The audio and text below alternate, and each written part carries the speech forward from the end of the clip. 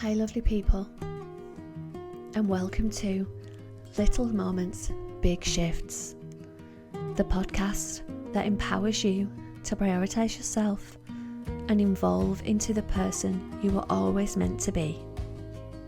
I'm your host, Emma Longbottom, founder of Wellbeing with Emma. Welcome. Let's get into today's episode. Hi my lovelies, and welcome to this week's podcast. So I've been having a couple of conversations with people about time, not in the sort of universal sense, but about how people find time. Because something that people often say to me is that they don't have time to prioritise themselves, or to come to a yoga class, or to do coaching, or whatever it might be that I'm talking to about. They'll tell me they don't have time. And yeah, we are all busy and we are all rushing, and life is full, but it's not always about making time or finding time. It's about prioritizing, and it's about what it means when we don't do that. So I'm not going to say like, oh yeah, you just have to prioritize yourself and like just do it. But honestly, how much of your time, and this is something to reflect on, how much of your time do you spend scrolling? Like doom scrolling, and that it can happen, and I do it as well, where we like pick up our phone to send a message or to reply to someone or to look something up on the internet, and 20 minutes later you're still on your phone and you've got no idea why you picked it up. And now I'm not calling you out if you do that, because I've literally just done it. Actually, I just put my phone down and it's like, what did I pick my phone up for? So I have to be really careful with not doing it and not getting caught up in that.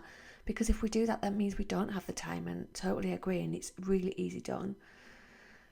I think we also have to acknowledge that a lot of our things in our life are really instant and happen really quickly. So for instance, like you're watching a program and the next episode comes on, and before you've really thought about it, you've been watching something for 2 hours and you're like, oh, actually, I didn't mean to do that. I only sat down for 15 minutes.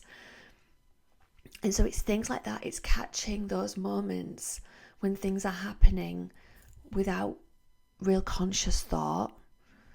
That is one way I think you can make the time.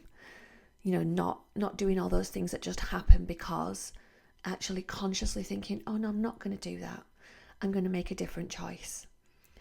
And the other thing I want to acknowledge is that sometimes when people tell me, or they say, I don't have time, that's not the truth. That might be what they believe, and sometimes it's your subconscious is scared. Your nervous system is thinking, oh, if I did that different thing, if I went to yoga, if I signed up to this program, that's going to mean I'm going to have to change, and I'm going to have to come out of my comfort zone, and that feels scary, because change always does. And your nervous system and your brain are just trying to keep you safe, but keeping you safe often means staying in the same patterns that we've already been in.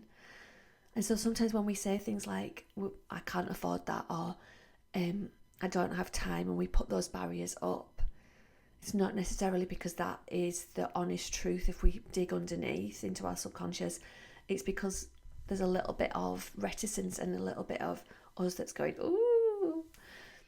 And someone said to me the other day that, I can't remember who it was that said it, but it was a really great quote, and if it comes back to me, I will tell you, because I remember it was in like a networking, and someone said that when you feel that resistance, that's a previous version of you like clinging on for dear life, because they don't want you to change. They want you to stay small. They want you to stay the same. And so sometimes we have to take that first step, even though it does feel a little bit uncomfortable, and it does feel a little bit like, ooh. I don't know what the word is for that noise, but I hope that noise makes sense to you. So I want you to kind of just reflect, really. Have you ever said that? Have you ever told someone, oh, I don't have time to do that? And is it really the truth? And it might be at the point of your life, you might have a newborn baby and be caring for elderly parents and have a full-time job, and you've got all these things that you're doing, and actually it feels like I genuinely don't have time. So I'm not shaming you if that is the truth. I suppose what I'm asking you to do is reflect if it really is the honest truth, because I know even myself, I've said it before, and if I reflect now, it's like, actually, that it wasn't that I didn't have time, it was that I didn't want to make that choice because it felt uncomfortable, or that I didn't want to set the boundary that I needed to do in order to make the time.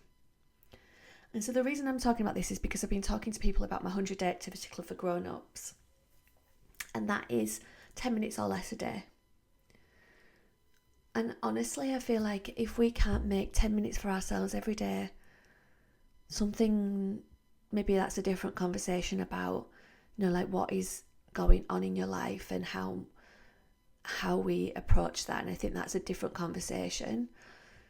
But genuinely, I think most people can find 10 minutes. It's just having that will and having that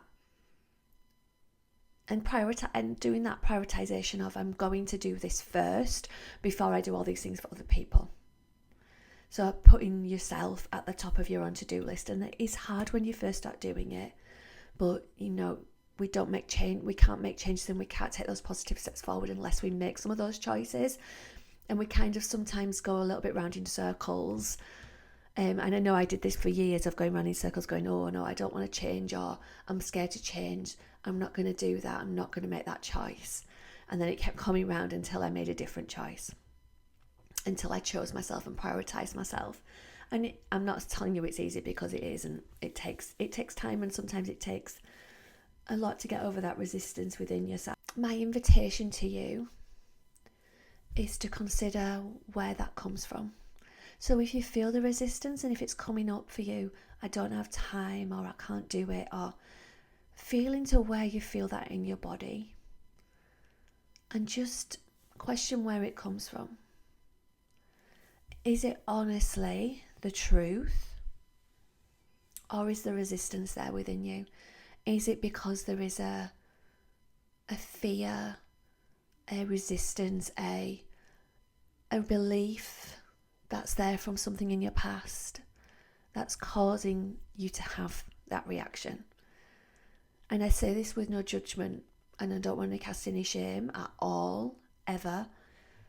If the honest truth is that you don't have time, or you don't want to do it, amazing. And I'm not asking anyone to sign up for something that they don't want to do. But I think it's interesting to just reflect on where these things come from, and that might not be coming to my program. It might be that you're having that resistance around going to the gym, or starting a new routine, or eating healthier, or applying for a new job, or it can be so many things that bring up these kind of resistances within us. And so just an opportunity to reflect on where these things come from. And if you do have 10 minutes a day, and you do want to make changes, and you do want to join the 100-day activity club for grown-ups, amazing. I'm here to talk to you if you would like to, and I will put the link in the show notes to what it's all about. But yeah, it is 10 minutes or less every day, a little activity to help you build self-trust, to help you show up for yourself, to help you build self-confidence. And we start on the 1st of May. And I will see you next week, my loves. I hope you prioritise yourself this week.